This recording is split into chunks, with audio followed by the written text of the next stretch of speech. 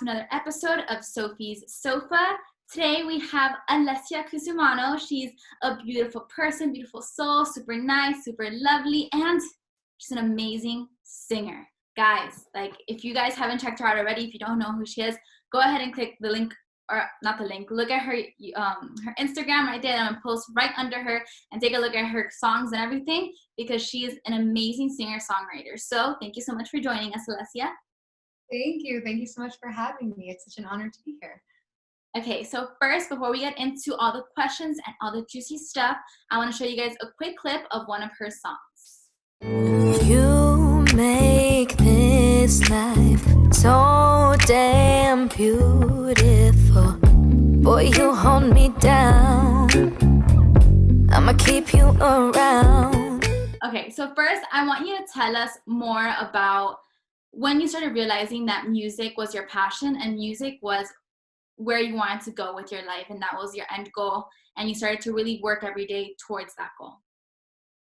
Yeah, so well, I'm a theater kid. I'm a theater kid through and through. So when I was 5, I auditioned for my first musical and I didn't get in. And ever since, I have been so determined to make it.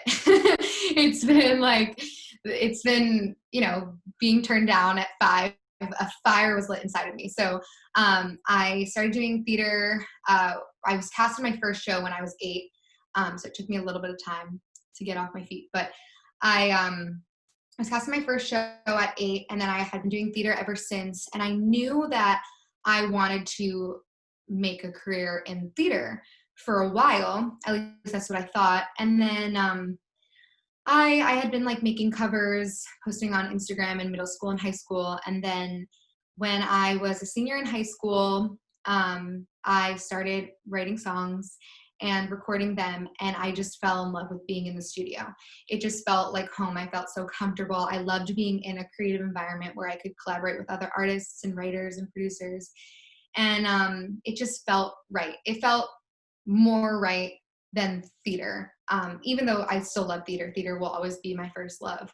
I think the songwriting, the singer-songwriter route kind of made more sense to me. So yeah, I started trying to pursue that. And it's kind of like when you meet a boyfriend, it's like, how do you know he's going to be your husband? It's like, when you know, and just you loved theater, but when you know, once you started to do actual music and being in the studio, I'm sure it's 2 completely different worlds, but that's where you wanted to go. Exactly. Like with theater, I love it. And I still am so open to doing it in my future. But there was something that didn't feel right. I was going to theater school. I was enrolled at UM as a theater major. And there was just something missing for me. And I tried to find it in so many things throughout my college experience. I did UMTV. I did a bunch of musicals at school. I was writing for the school newspaper and the magazine, and I tried a lot of different outlets to express my creativity, but at the end of the day, everything always circled back to my music. That was just what felt right to me, was making music. And I would remember writing with people from Frost who played instruments in the freshman dorms, and those were my favorite nights, when I could just hang out in someone's dorm and just jam and write and make music. And it kind of just happened, and I just fell in love. Yeah, and I think you have to also pay attention to what God gave you, and you have a natural born talent, and so you have to use it.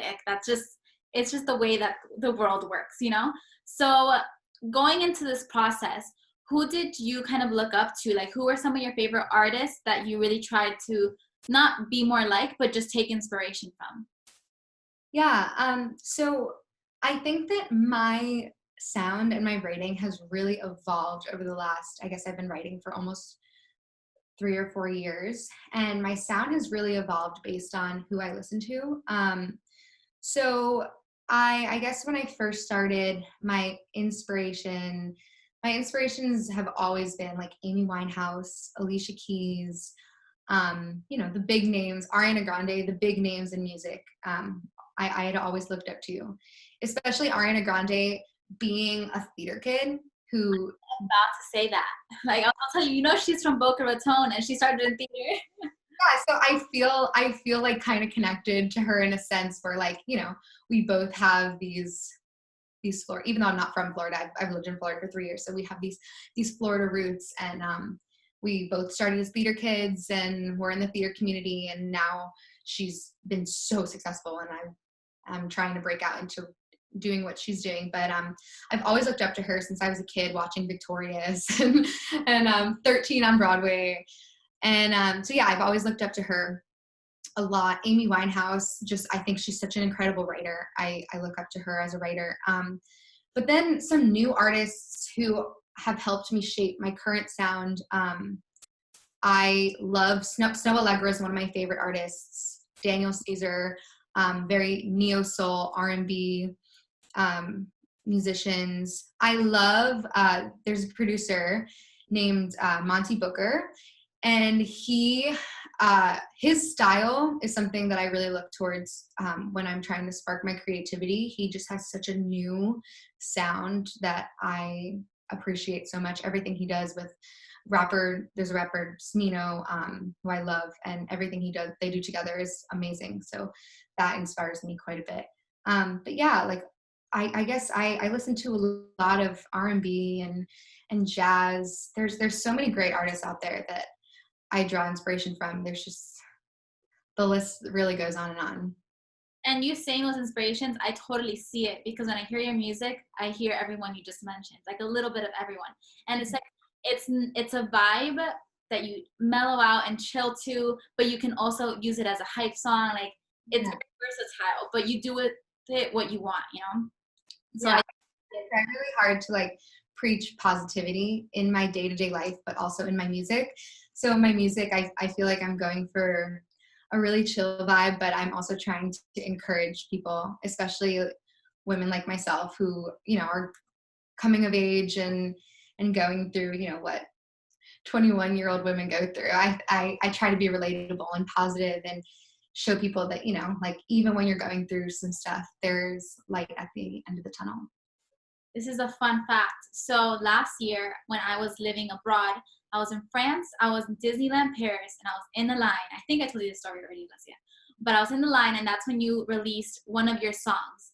I don't remember the name of the song, but maybe if you can remind me. Last year in March. 3 a.m. 3 a.m. Yes, the one that's, yes. So I was listening to that song, and I'm in line, and I go to my sister. I'm like, I know her. Let's go listen to her song. So we listened to it on Spotify, and my sister's like, she literally described you in like 3 parts of the song, because it's crazy how we're all so different, but we all go through the same things in just different ways, you know? And so I was like, I love this song. And I listened to it all. I remember the whole plane ride back. That's the only song I had downloaded because I didn't have Wi-Fi. So I have to listen to that song like 5 times. I'm not complaining, but like I fell asleep to the song and woke up the song. Oh, I love it. That's amazing. Thank you for the streams. I mean, You have no idea. I mean, with that song, I wrote that song freshman year, and I was over it. I was so over it. I was over feeling like guys looked at me for one thing. And I think that so many girls experience that feeling, especially in college.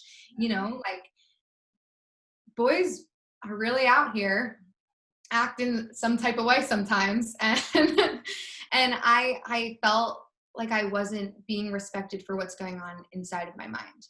And I think that I'm myself, and so many women feel this way, that we're looked at for, you know, what's on the outside. And I really had this desperation freshman year of feeling like I wanted to be known for my heart and for my soul and my mind. And I felt like guys weren't looking at that. I mean, that's also a little deep for 18-year-old boys. Like, I don't think a lot of 18-year-old guys are thinking like that. But I think us women are so ahead of our time and our minds that we're so mature that if we're 21, we're probably like 26 in thought, and men who are 21 are like 16 in thought. So it's just gotta wait till we get older because girl, I feel you, and I'm sure everyone watching this is gonna feel you too. So, and not all guys. I don't think all guys are bad. There's some gems out there, but I was having trouble finding them my freshman year of college. I think everyone is. Okay, next question. This is more of a fun one. So, is there a song that you love, you just have been singing it for a long time, but you just can't get it right? Like you're just like, I can't hit that note, or I can't do this, or I can't do that, or you just wish you could sing it differently. What's that song for you? Like a song that I wrote, or like a popular song, or not even a popular song, just any song that you're just like, yeah, I can't do this one. Not that you can do all of them, because I'm so jealous. No, there's some songs that I've been trying. I've been working with my vocal coach for a minute, and I still can't. I mean, pretty much anything by Whitney Houston. I love singing "Run to You." That was one of my first. Yeah, that was one of my first Whitney songs that one of my coaches gave me when I was a little bit younger. I think I might have been 16, and that one. I think I'll be working on that song till the day I die, because anything done by Whitney is so wow. Like she was, her voice was just a force, and it would be amazing if I could be able to do one of her songs justice one day. Got it. Okay, and I love that song. Great song. I hope you get it one day, and one day you're gonna send it to me. Please let me know. I will. I'll send you a cover when I get it someday. Okay, so now let's look into the future a little bit. So let's look short term and long term. So kind of, I know with all the uncertainty of the coronavirus that we were speaking about before this interview, but kind of what are you thinking of doing in the next 1 to 2 years to move forward? And then where do you see yourself in 5, 10 years? Yeah. So in the next 2 years, I want to be putting out as much music as I can. I'm writing right now. I have a couple songs that I've been writing during quarantine. So I just want to put out more music. In the next 2 years, would like to have a couple like cool collaborations down with some artists that I listen to and look up to. And I would like to drop a full album, a full project in the next couple years, and a couple singles that that do well. I'm just trying to build my socials and get off the ground in these next 2 years, and just start gaining a fan base. I would love to play like a small scale music festival. That is one of my big goals for the next 2 years. Even just like a super grassroots type of thing. Like I don't expect to be playing Coachella in the next 2 years. So that's part of my 10-year plan. But in the next 2 years, just being able to, reach a bigger audience and yeah, start there. And also another one of my goals for the next 2 years is I'm a songwriter too. I'm a singer and a songwriter. So I want to write a song, get one big artist on my songwriting roster. So write a song for a big artist. And then I guess in the next like 5 to 10 years, I'd like to be, living in New York or LA and touring. A tour has always been my dream, being able to tour, play music festivals, reach an even wider audience. And yeah, just like my perfect life is just literally waking up and making music every day and just being able to go to the studio freely and be able to make a living doing off of what I love.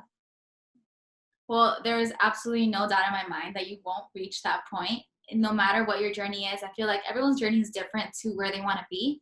And you're on the right track, for sure. I see it. Mm-hmm. That means a lot to me. I appreciate that. Thank you.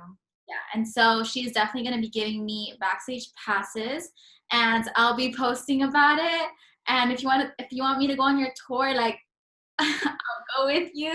We're gonna tell me when you're famous, please. Well, no, you know what? I'll have a big talk show, and you'll be one of the first guests. Yes, I love it. I hope that's a part of your next couple of years plan.